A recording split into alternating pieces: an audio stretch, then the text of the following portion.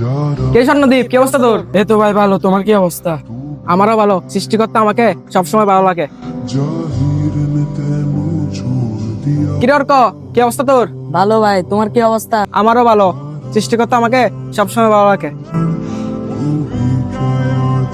কি হবে? তুই সত্যি করে বলতো, তুই ভালো আছস?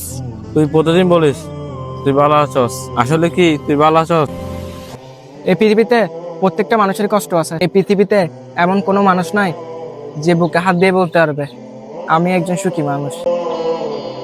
এখন আমি যদি আমার কষ্টের কথা কাউকে বলি, সে কি আমার কষ্টের ভাগ নিবে? নিবে না। সবাই সুখের ভাগ নিতে চায়, কেউ দুঃখের ভাগ নিতে চায় না। মানুষ বলে না, কষ্ট শেয়ার করলে কষ্ট কমে।